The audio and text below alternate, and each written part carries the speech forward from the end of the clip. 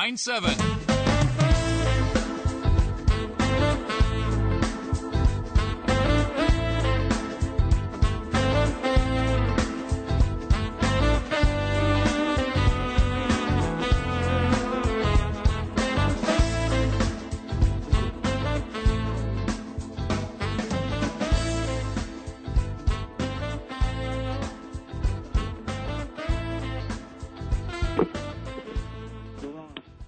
I'm back, ladies and gentlemen. Thanks so much. This is Steve Spencer sitting in for Jerry Ward, and the show is I Object. Do you object? What have you heard so far? Got anything that you take exception to? Thanks again to Jerry Ward for inviting me to sit in for her. She is infinitely smarter and better looking than I am. I just happen to be the poor slob who was fortunate enough to get her phone call to say, Steve, if you don't come sit in for me on Thursday afternoon, every baby in the world is going to be born naked. So it's just that important. You got to be here. So here I am, and there you are. And let's talk a little bit about politics. What do you got on your mind, folks? Wow. So much to do, so little time. The presidential election. What in the world has happened in the Democratic Party? We have seen, and we're going to enjoy where we go on this. We have seen Obama take the lead and is the presumptive nominee now. We have seen Senator Clinton allegedly bow out. We think she's going to bow out. Some people say she's going to bow out. We don't know if she's going to bow out. We think she's going to bow out. Some say she will, some say she won't. It's kind of like the track record we've seen with the Clintons for years, isn't it? Some say she will, some say she won't.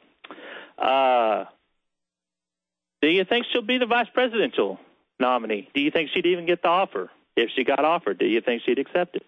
I certainly have an opinion about it, and you're going to hear it. So, because I got invited to host the show, and you didn't. So, what do we think about Senator Obama? Well, I will say this.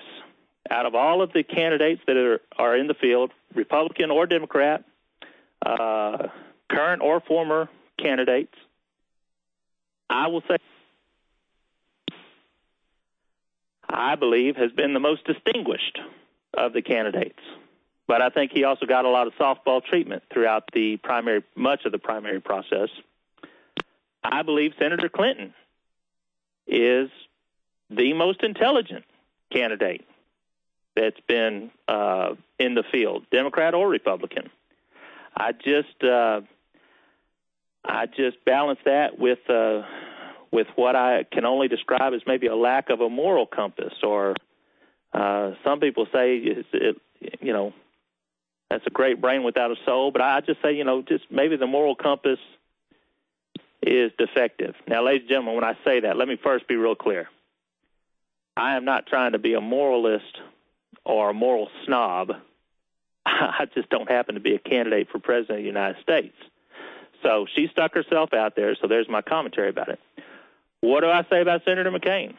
I honor his heroism and his service to this country. It cannot be denied. There is no way to diminish it. Who would want to? Only those who would want to break him down, and that's not me.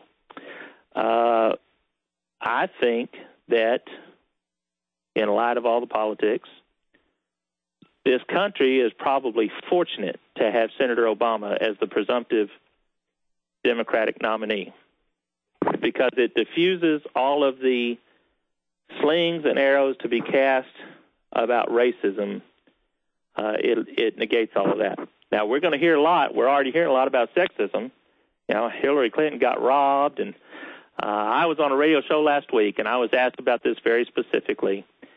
And the comment from a caller was, well, the women have just abandoned Hillary. And ladies and gentlemen, I'm going to tell you this.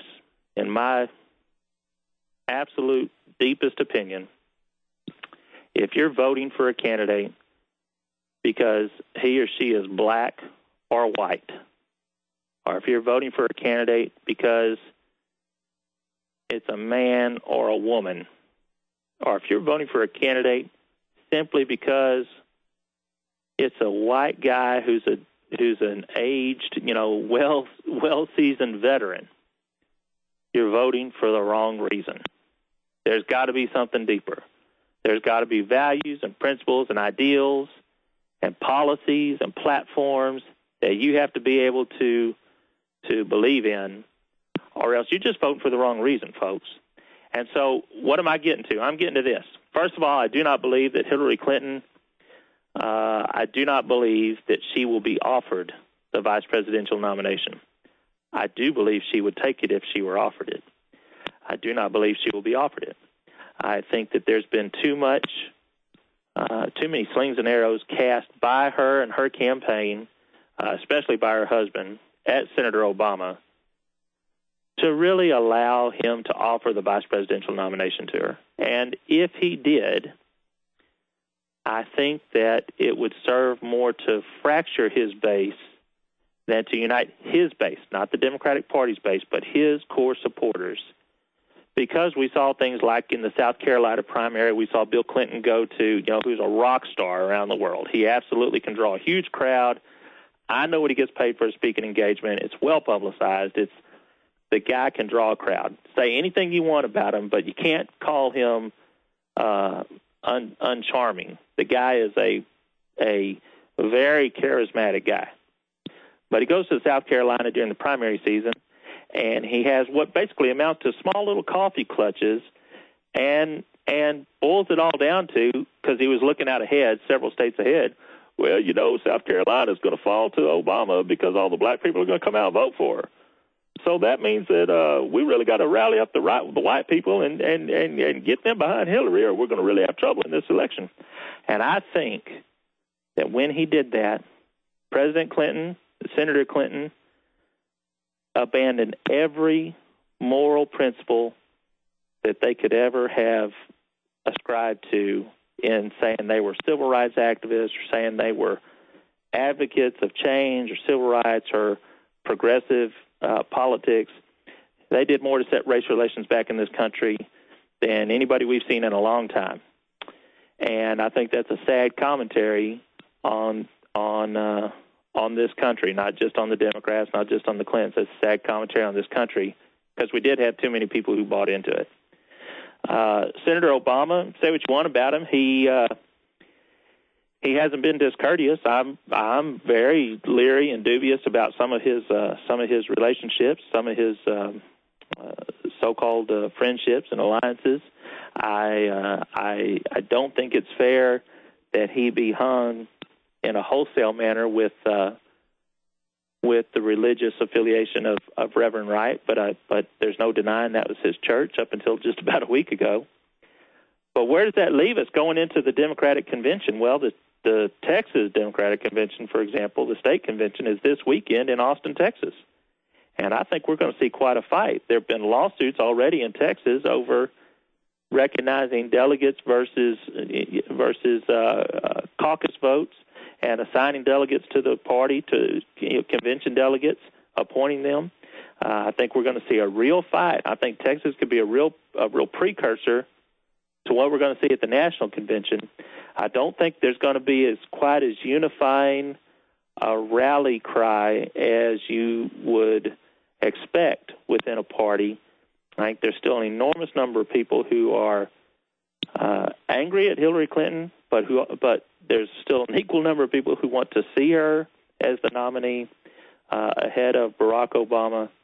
I think it's going to be very interesting when the Democratic National Convention rolls around. And I say that to lead into this. Okay?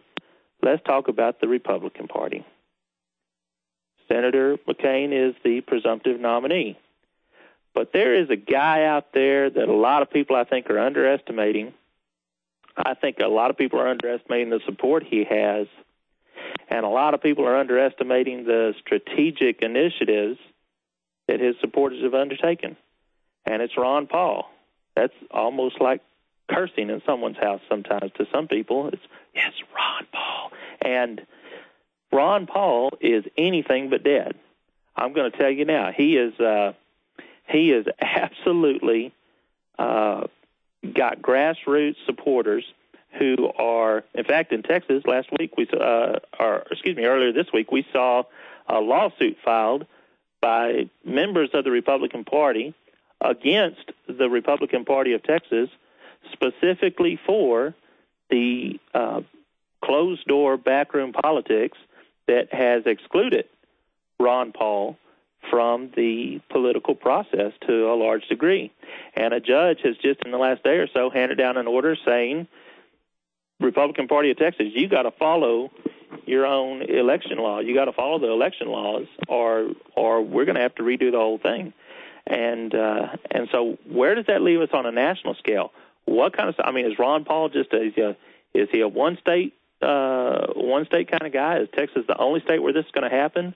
Or are we going to see a bunch of reformers within the Republican Party rise up and bring Ron Paul's nomination onto the floor and try to open up a floor fight at the Republican National Convention when it convenes here later this summer?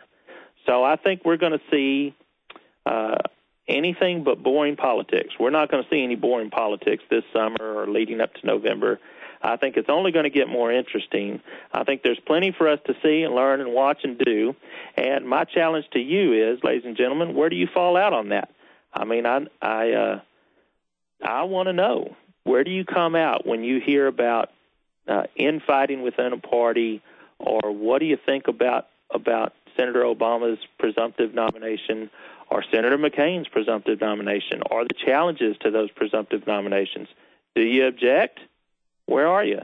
So I could see some of you on the other end of the line, just shaking your head, yes or no.